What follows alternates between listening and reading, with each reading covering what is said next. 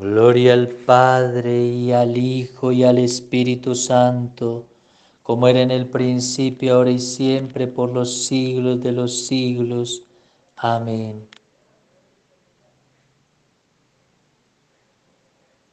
Amada familia, el Señor esté con ustedes. Les anuncio la buena noticia de nuestro Señor Jesucristo, según San Marcos. Gloria a ti, Señor. En aquel tiempo entró Jesús otra vez en la sinagoga, y había allí un hombre con parálisis en un brazo.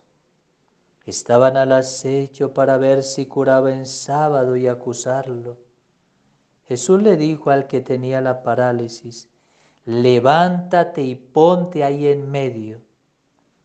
Y a ellos les preguntó: ¿qué está permitido en sábado? ¿Hacer lo bueno o lo malo? ¿Salvarle la vida a un hombre o dejarlo morir? Se quedaron callados. Echando en torno una mirada de ira y dolido de su obstinación, le dijo al hombre: extiende el brazo. Y lo extendió, y quedó restablecido.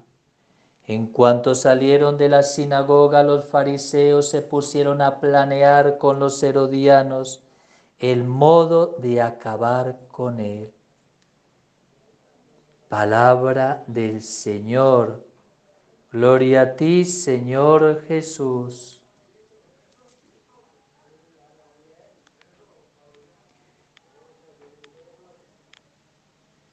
Existía en lo que era la Persia antigua, lo que es Irán en este momento, en el año 270, una familia que era muy rica, una familia muy, muy rica.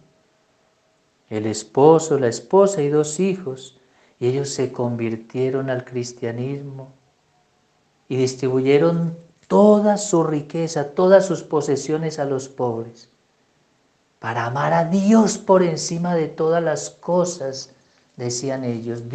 A Dios lo tenemos por encima de todas las cosas, porque es el Señor de nuestra vida. Y esta familia decidió irse para Roma a venerar las tumbas de los santos mártires. En ese tiempo el emperador Claudio estaba persiguiendo a los cristianos. Y Claudio había ordenado a sus legiones, a sus soldados, que juntaran a los cristianos romanos en el anfiteatro, en donde los mataban y los incineraban y los ponían ante las fieras, y cantidad de vejaciones y cantidad de torturas para burlarse de los cristianos y matarlos. Estas familias, cuando fueron y vieron también todos esos espectáculos en el anfiteatro, recogieron las cenizas de los mártires y las enterraron juntas. Pero se dieron cuenta aquellos soldados y los llevaron ante el gobernador, que se llamaba Marciano. Los capturaron, los torturaron hasta matarlos. A los 3 hombres de esta familia los decapitaron, y a la esposa y madre de esta familia la ahogaron hasta matarla. Esta es la historia de los santos Mario, Marta, Abacum y Audifax, una familia santa, una familia que dio su vida hasta la muerte por el Señor. Cuando uno está convencido de algo, cuando uno está convencido de la verdad, cuando uno está convencido de Dios, uno vive de acuerdo a lo que Dios dice, a lo que Dios manda, a lo que Dios desea, porque el amor lleva a la convicción. ¿Cuántas cosas vemos en este mundo de personas convencidas hasta de matar, de destruir, de violar, de asesinar niños inocentes como el aborto, de masacrar pueblos enteros, de llevar a la guerra a otros. ¿Cuántas personas hasta convencidas de pactar con el demonio, de estar en sectas satánicas, de estar en sectas destructoras, de estar de sectas detrás de destruir la iglesia, de acabar con la iglesia? ¿Cuántas personas aún convencidas de pactar con los demonios para hacer brujerías, magias, hechicerías, destruir la vida, de pactar con el diablo para hacer brujo, bruja, chamán, etcétera? ¿Cuántas personas metidas en el esoterismo, en la nueva era, en prácticas inmundas con demonios, en invocaciones de ángeles malignos, haciéndose pasar por buenos? Y miles de cosas estas, y están convencidos de lo que hacen. Y lo hacen sabiendo lo que están viviendo y sabiendo lo que está pasando. ¿Cuántos están convencidos de colores políticos? ¿Cuántos están convencidos de sus pecados y de sus maldades y los siguen haciendo y cometiendo con convicción, diciendo que así es su vida y que ellos defienden hasta la muerte eso? Pues un cristiano debería estar convencido de su fe, convencido de su iglesia, convencido de el poderoso Señor que le sostiene la vida. Hoy vemos a cristianos laxos, cristianos relativistas, cristianos que tanto pecan y les da lo mismo y que viven de cualquier manera y dicen que son cristianos, falsos cristianos, diciendo que ellos creen en Dios a su manera y hasta defienden el aborto, defienden todas las cosas sexuales depravadas, defienden a los grupos sexuales modernos que salen con sus consignas a decir hombre con hombre, mujer con mujer y todos con todos. Y dicen que son cristianos. Hay grupos en la iglesia, en el mundo, que dicen que son las lesbianas católicas, los homosexuales católicos. Reclamamos nuestros derechos en la iglesia. Por ponerles un ejemplo, hoy el Señor nos muestra claramente que la terquedad del ser humano, una mirada de ira y dolido de su obstinación, dice la palabra de Dios en Marcos 3:1. La obstinación y la soberbia del ser humano no le llevan a reconocer a Dios y a seguir esclavo de sus pecados y maldades. Este ejemplo de esta familia es un ejemplo claro de que cuando uno pone a Dios por encima de todo, está convencido. El Señor, cuando vino a este mundo, estaba convencido de su misión. La vivió hasta la muerte. Cuando uno está convencido de Dios y de la verdad, hay que ir hasta la muerte. Hay que ir hasta la cruz. Hay que ir hasta el martirio cuando uno está convencido de Dios. Lo demás, esos cristianos falsos que tanto dicen y aceptan hasta el pecado y aceptan hasta la maldad como algo común y corriente, acudiendo a una falsa misericordia, que porque Dios es misericordioso y bondadoso y acoge a todos y no discrimina a nadie. Y que Dios no está mirando el pecado de nadie, sino al corazón del ser humano porque lo ama. Cuando dicen eso, están cometiendo un pecado mortal grave, porque Dios mira al hombre y lo ama, pero rechaza el pecado, rechaza la soberbia del pecado, rechaza la maldad del pecado, rechaza la concupiscencia del pecado, rechaza el poder del pecado, porque el demonio jamás será amado por Dios. Entonces cuando se habla de tanto amor y misericordia y que todos somos hermanos y que los hermanos y Dios nos acoge a todos de cualquier religión, de cualquier credo, crean en el Dios que quieran, Dios nos ama, y Dios así nos acogerá en el reino de los cielos, eso es mentira.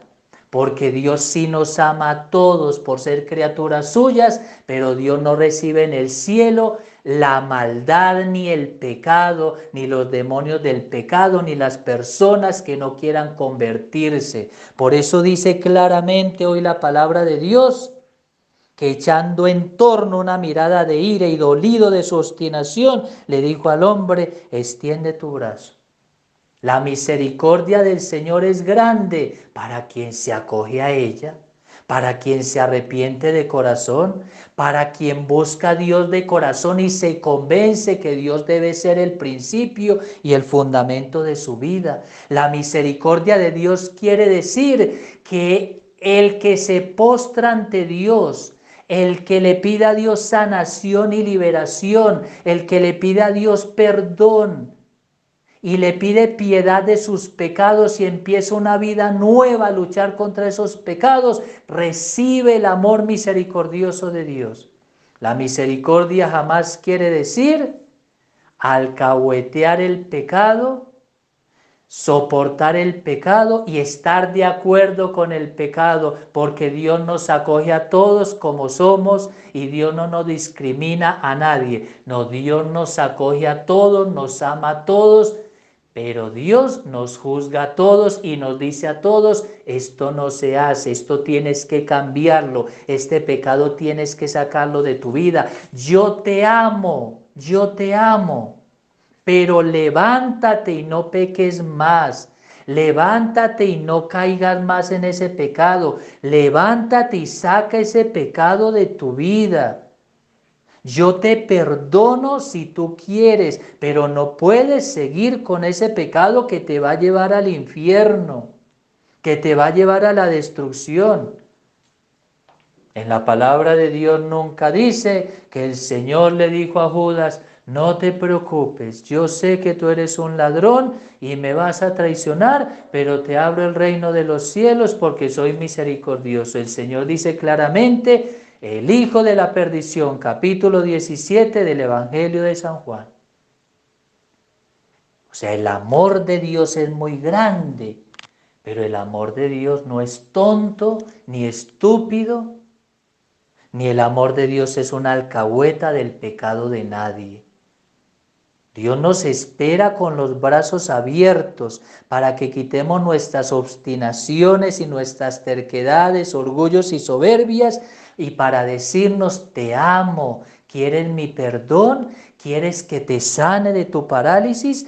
¿Quieres que te libere de esos pecados que te paralizan? ¿Quieres que te dé una vida nueva en conversión y camines en conversión, creyendo en mí, convencido de mí?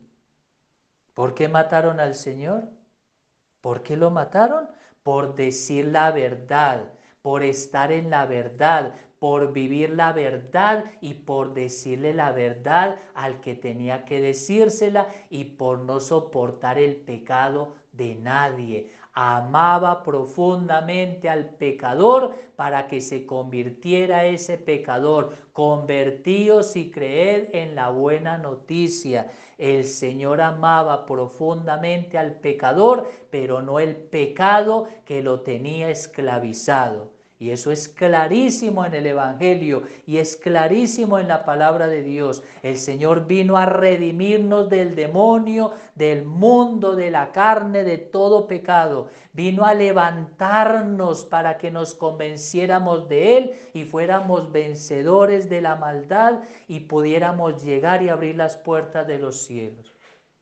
El mandato del Señor a su iglesia en Mateo 16, en Juan 20, perdonad los pecados y a quienes les queden perdonad, y a quienes se los perdonéis les quedan perdonados, y a quienes no se los perdonéis les quedan sin perdonar. Dios es muy claro, tenemos que convencernos de Dios, tener convicción de Dios. Y amar a Dios como Él quiere ser amado, no como a uno le parezca amarlo. ¿Cuántos tristemente hoy en día, aún en la misma iglesia, quieren acabar con el Señor. Como dice hoy la palabra en el versículo 6 del capítulo 3 de San Marcos. Buscaban el modo de acabar con Él. ¿Cuántos no quieren acabar, aún en la misma iglesia, con la sana doctrina, con la verdadera moral de la iglesia, con la verdadera dogmática de la iglesia, con las verdades infalibles de la iglesia, que es la misma palabra de Dios, con lo que nos dejaron nuestros apóstoles, con lo que dejaron nuestros primeros padres en la tradición apostólica, con lo que existe desde el magisterio de siempre, la tradición de la Santa Iglesia? ¿Cuántos no quieren hoy en día en la misma casa de Dios sacar al mismo Dios de su propia casa para que reinen las falsas ideologías, las falsas ideas, las falsas teorías, las falsas posturas, las falsas libertades y las falsas uniones malignas con toda clase de maldades? Por eso nosotros, los verdaderos cristianos, tenemos que vivir a Dios en la verdad, a Dios en la fe verdadera de su iglesia, a Dios en la verdad de su palabra, en la verdad de su magisterio, en la verdad de su dogmática, porque el amor está en la verdad y la verdad está en el amor, dice Santa Teresa, dice San Ignacio de Loyola, o como dice San Juan de la Cruz, o como dice los santos padres de la iglesia. Quien dice que ama a Dios, ama su verdad.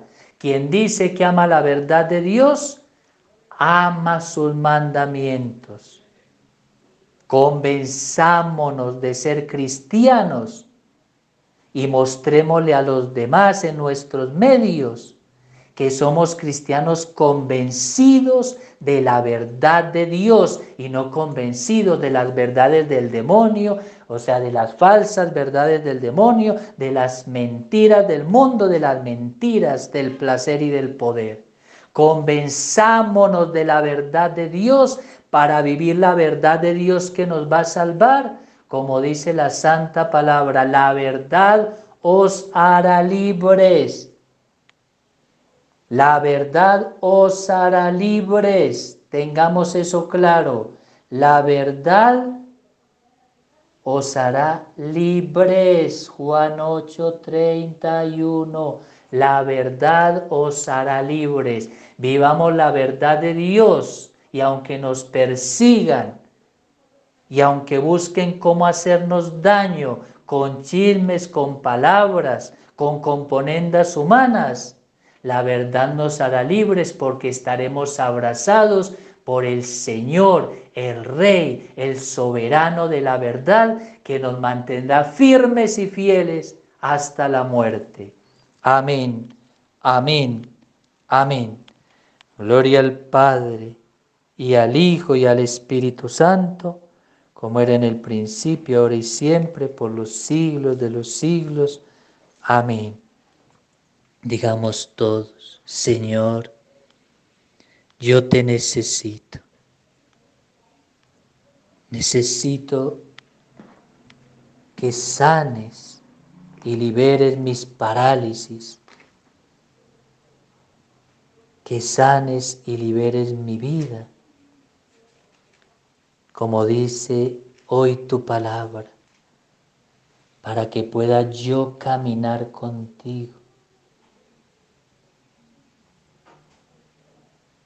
para que pueda yo estar convencido de ti, para que pueda yo estar pleno de ti, para que yo pueda estar firme en ti. Quiero amarte, Señor, y estar convencido de tu presencia. Amén, amén, amén.